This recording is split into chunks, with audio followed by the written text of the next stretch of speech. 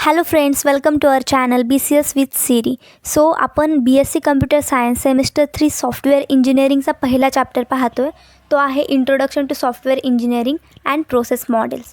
त्याच्यामध्ये आपण generic process मॉडेलपर्यंतचे पॉईंट्स लास्ट व्हिडिओमध्ये कवर केलेले आहेत. आणि आजच्या व्हिडिओमध्ये आपण प्रिस्क्रिप्टिव्ह प्रोसेस मॉडेल्समध्ये आपल्याला बुकमध्ये जे 6 मॉडेल दिलेले आहेत ते पाहणार आहे. तर प्रिस्क्रिप्टिव्ह प्रोसेस मॉडेल म्हणजे काय? तर हे मॉडेल्स आहेत सॉफ्टवेअर इंजिनिअरिंगमध्ये सॉफ्टवेअर डेव्हलप करण्यासाठी. म्हणजेच काय? It specifies step by step sequence of activities addressing how to do the software development. Software development करण्यासाठी आपण ते मॉडेल्स फॉलो करतो. ते मॉडेल्स आत्ता आपण स्टडी करणार आहेत. And all activities in this model are dependent on one another. So first model आहे वॉटरफॉल मॉडेल.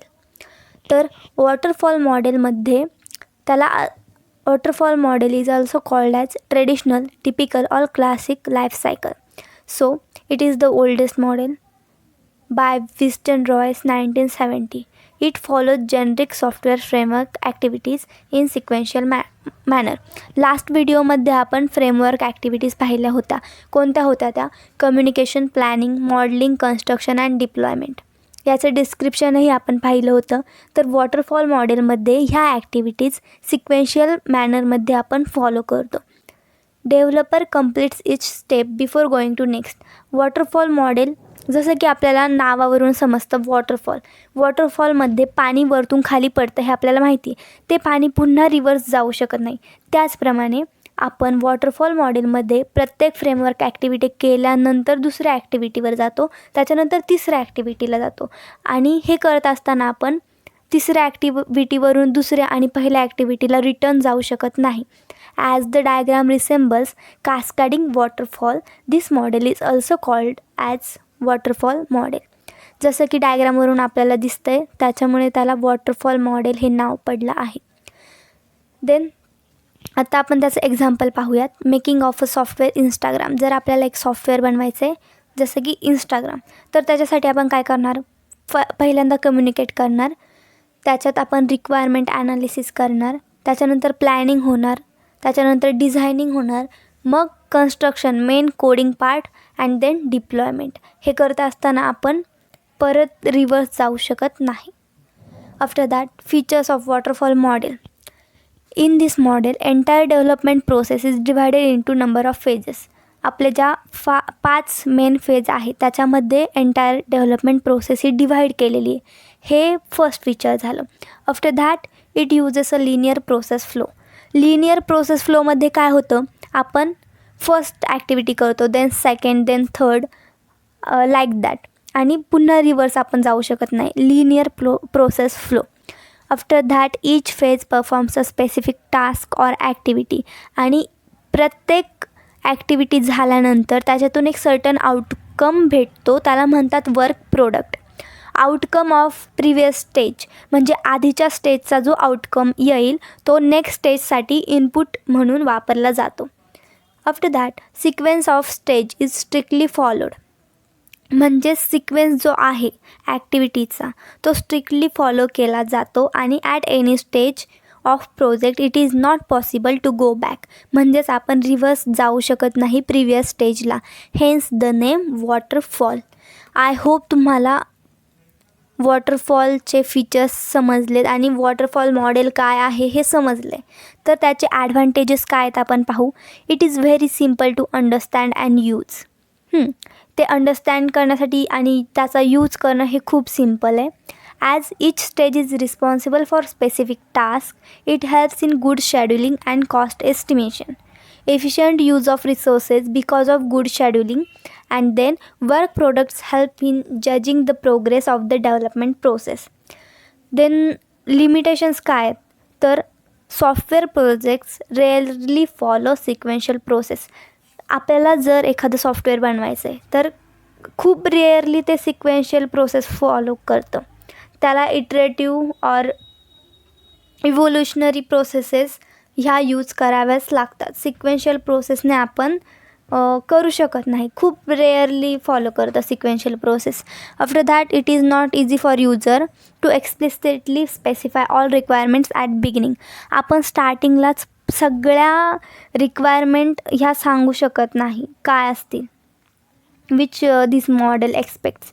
कारण आपण पुन्हा प्लॅनिंगवर जाऊ शकत नाही ना. आपण प्लॅनिंग आफ्टर दॅट नेक्स्ट स्टेजला गेल्यानंतर पुन्हा प्लॅनिंग म्हणजे परत प्रिवियस स्टेजला येऊ शकत नाही. हे त्याचे लिमिटेशन आहे. It is unable to deal with the uncertainty which exist at the beginning of project. बिगिनिंगला जर काही अनसर्टन्टी एक्झिस्ट झाली तर ते अनेबल होतं त्याच्याशी डील करणं. When project enters in later stages, जेव्हा आपण लेटर स्टेजेसला जातो जसं की coding testing, it become difficult to accommodate changes. आपण त्याच्यामध्ये पुन्हा चेंजेस करू शकत नाही बिकॉज तेच आपण प्रिव्हियस स्टेजेसला पुन्हा जाऊ शकत नाही. If a problem is identified in later stages, जर लेटर स्टेजमध्ये प्रॉब्लेम आयडेंटिफाय झाला तर प्रॉब्लेमला रेक्टिफाय करणं त्याच्यामुळं आपल्याला टाईम वाढतो आणि कॉस्टही वाढते. तर हे झालेत लिमिटेशन्स वॉटरफॉल मॉडेलचे. आता आय होप तुम्हाला वॉटरफॉल मॉडेल समजलं, त्याचे फीचर्स, लिमिटेशन्स अँड ॲडव्हान्टेजेस समजलेत. तर आत्ता आपण जाऊया नेक्स्ट व्ही मॉडेलला. It is also referred as verification and validation model. त्याच्यात ज्या बेसिक फेज असतात त्या सेम असतात वॉटरफॉल मॉडेलसारख्याच. ह्याच्यामध्ये वेगळं काय तर याला as an extension to waterfall model असं म्हटलं जातं. ह्या मॉडेलमध्ये काय होतं, आपण ज्या बेसिक फेजेस करतो, ॲक्टिव्हिटीज करतो, त्याच्यासोबत त्याची क्वालिटी इन्श्युअर करण्यासाठी त्या फंडामेंटल फेजेससोबत व्हॅलिडेशन फेजेस याच्यामध्ये वाढल्या जातात, जे की तुम्ही डायग्राममध्ये पाहू शकता. These actions involve various test असतात त्या to validate project at each stage. It is therefore consider as variation in representation of waterfall model. तुम्हाला डायग्रामवरून समजलं असेल व्हेरिफिकेशन अँड व्हॅलिडेशन मॉडेल. तर त्याचे ॲडव्हान्टेजेस काय आहेत. Testing is plan well before coding. Coding करण्याआधी टेस्टिंग ही प्लॅन केलेली असते. Higher chances of success over waterfall model. Waterfall मॉडेलपेक्षा व्ही मॉडेलमध्ये हायर चान्सेस असतात सक्सेसचे. It is efficient for small projects when requirements are clearly specified. जेव्हा small projects आपण करतो तिथे रिक्वायरमेंट्स क्लिअरली स्पेसिफाईड केलेल्या असतात, आपल्याला ह्या रिक्वायरमेंट्स आहेत, तिथे हे मॉडेल एफिशियंट आहे यूज करण्यासाठी. हे झाले advantages of V model. Then डिसॲडव्हान्टेजेसमध्ये पाहूयात. It is not flexible. हे फ्लेक्झिबल नाही आहे.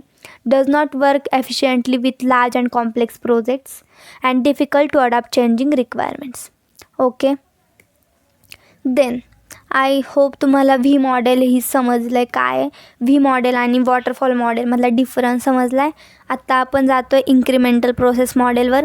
तर आता आपल्याला एखादं सॉफ्टवेअर डेव्हलप करायचं आहे आणि त्याचा पूर्ण रिक्वायरमेंट्स आपल्याला स्टार्टिंगला माहीत नाही आहे की आपल्याला हे असंच पाहिजे. ह्या 10 or 15 रिक्वायरमेंट्स आहेत. आपल्याला स्टार्टिंगला फक्त 4 or 5 रिक्वायरमेंट्स माहीत आहेत. तर तिथे इन्क्रिमेंटल प्रोसेस मॉडेल हे खूप यूजफुल असतं. त्याच्यामध्ये काय होतं, पूर्ण सिस्टीम डेव्हलप करण्यापेक्षा काय केलं जातं की त्याला स्प्लिट केलं जातं फंक्शनॅलिटीजमध्ये.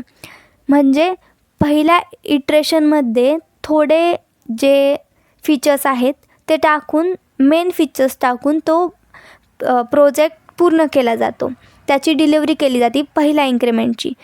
नंतर बेस्ड ऑन फीडबॅक फर्दर त्याच्यामध्ये अपग्रेडेशन केलं जातं आणि पुन्हा सेकंड इटरेशन केलं जातं. अशा प्रकारे आपण त्याच्यामध्ये चेंजेस करत जातो. It tries to deliver series of increments with upgraded functionalities.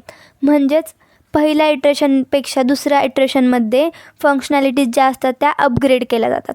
It uses all phases of waterfall model iteratively for developing the increment. Does not freeze requirements as beginning. मी जसं तुम्हाला सांगितलं बिगिनिंगलाच रिक्वायरमेंट्स फ्रीज करत नाही. It aims early delivery of software prototype or version.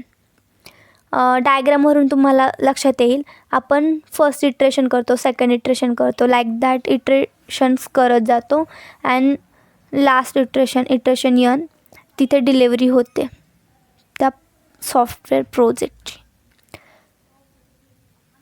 एक्झाम्पलमध्ये मी तुम्हाला explain करते. समजा आपल्याला इंस्टाग्राम हे सॉफ्टवेअर डेव्हलप करायचं आहे, तर आत्ता इंस्टाग्राममध्ये नवीन फीचर्स आलेत. ॲड अ करंट वाईब, त्याच्यात पण आपण मॅसेज टाकू शकतो किंवा सॉन्ग टाकू शकतो. तर हे आधी नव्हतं, हे इन्क्रिमेंट करून आत्ता नवीन फीचर आलेलं आहे. तर स्टार्टिंगला आपण काय करतो, यात making profile, posting pictures and reels, story टाकतो, मॅसेजिंग करू शकतो, रील्स शेअर करतो, लाईक करतो रील्स और पोस्ट, कमेंट्स टाकतो तिकडे. तर इन्क्रिमेंटल प्रोसेस मॉडेलमध्ये काय होतं, पहिले जे 3-4 फीचर आहेत ते आपण पहिल्या इन्क्रिमेंटमध्ये डेव्हलप करतो, जे इम्पॉर्टंट आहेत. त्याची डिलेवरी केल्यानंतर त्याच्यामध्ये अजून जे आपल्याला रिक्वायरमेंट आहेत त्या दुसऱ्या इटरेशनमध्ये आपण करतो. तसंच इन्क्रिमेंट करत करत तो एक सॉफ्टवेअर आपण डेव्हलप करतो लास्ट इन्क्रिमेंटला. तर त्याचे फीचर्स पाहूयात इन्क्रिमेंटल मॉडेलचे. It uses combination of linear and parallel process flow. Then full development task is broken into smaller portions. Iterations वेगळे इटरेटिव्ह प्रोसेस फॉलो करून आपण इटरेशन्समध्ये स्मॉलर पोर्शन्समध्ये डेव्हलपमेंट करतो. Increment development process starts when preliminary version of requirement is prepared. First increment develop is a core product. पहिलं जे increment आपण develop करतो ते core product असतं. Each version deliver add additional functionality to the previous release until the final product is developed and deployed. This model is suitable for large and complex systems. हे feature झाले. नंतर advantages. Early delivery of useful software to the customer, हे first advantage झालं. Then easier to get feedback from customer. Then cost of adapting changes during the development process is reduces, कारण it reduces the amount of analysis and documentation to be redone. पुन्हा आपल्याला analysis and documentation करावं लागत नाही. Then limitations. It is not cost effective to produce documentation for every version develop. प्रत्येक जे आपण iteration करतो त्याच्यासाठी प्रत्येक व्हर्जनसाठी आपण डॉक्युमेंटेशन नाही करू शकत. So it is not cost effective to produce documentation for every version develop. Then development of new version leads to messy code and structural degradation of system. After that evolutionary process model. तर हे काय, it is mainly design to accommodate changes and updates in product requirements with changing market scenario. It is iterative in nature. Evolutionary process model म्हणजेच iterative in nature असतं ते.